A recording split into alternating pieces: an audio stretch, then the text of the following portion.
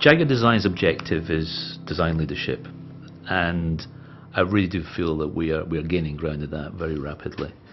When we set about with the Sportbrake, that design leadership, that objective had to stay. I know it's a very practical car, there's an amount of pragmatism in it, it is functional, but at the end of the day it is what we call a sport brake. It has to look sporty and feel sporty.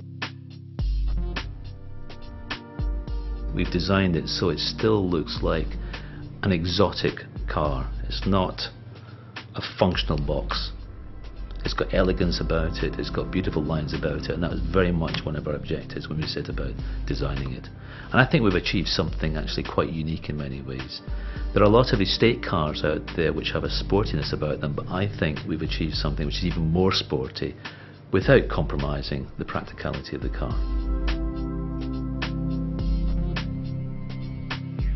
It was an interesting challenge for us because we wanted the car to be very practical and usable, whilst obviously having all of the aesthetic ingredients that make up a Jaguar and people know and understand and love about the XF.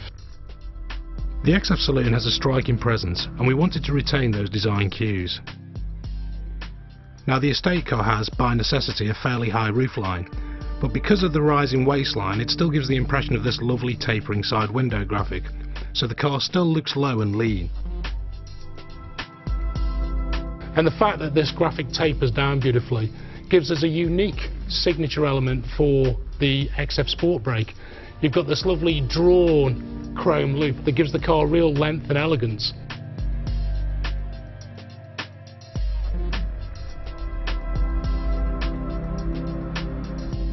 It's about having lines which flow uninterrupted around the vehicle and lead your eye on an uninterrupted, exciting journey. The fact that they flow so easily gives the car elegance. If we start at the front of the car, we have this lovely crease line that runs from the corner of the front bumper, over the front wheel arch, through the front fender, and rises to the rear of the vehicle. Gives the car drama and a bit of a wedge attitude to it, so it feels like the car's got some movement to it even when it's standing still.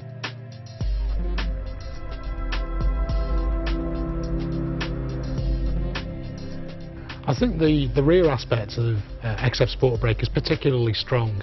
We use the graphics on the car again to accentuate the visual width, so we have this signature blade which extends into the tail lamps and is visually gripped and supported by the tail lamps as well, so you've got a lovely robust feel to it.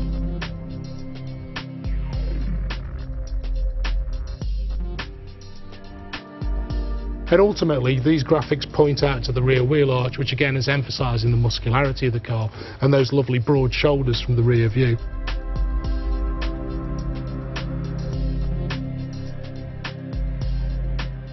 And when we get to the back of the car, I wanted this profile to be so strong it's the only thing left at the back. You know, the roof was floating over the top of it. And that's why we blacked out the pillars, to give that lovely floating roof towards the back and that curvaceous rear window which gives the car a lot of speed.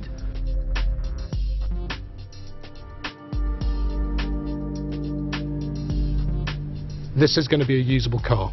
So from a packaging point of view, we looked at where our competition was, we saw what those vehicles are being used for, what customers might like to use a car like this for, and made sure that when you opened up the load space of an XF Sportbrake, you were getting at least the equivalent, if not better than the competition.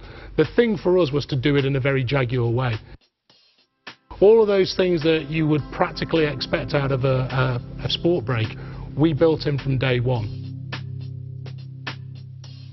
We have the aluminium rails in the floor space that allow you to configure ways of dividing up the luggage compartments. You could actually fit a divider across the back half of the trunk area, which then allows you to just have your shopping immediately by the tailgate.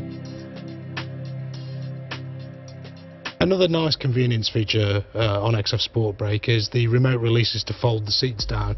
Again, rather than having to go and open the rear door or lean forward to the back of the seats, we've provisioned these handles here on both sides of the car that allow you to drop the seats forwards. There's also underfloor stowage, and that's configurable. If you choose not to have a spare wheel, you can have a deeper stowage area in there. Every derivative of the XF Sportbrake is fitted with self-levelling air suspension instead of the saloon's rear coil springs, so it offers the same dynamic attributes and abilities in terms of ride and handling as the saloon, no matter what it's carrying.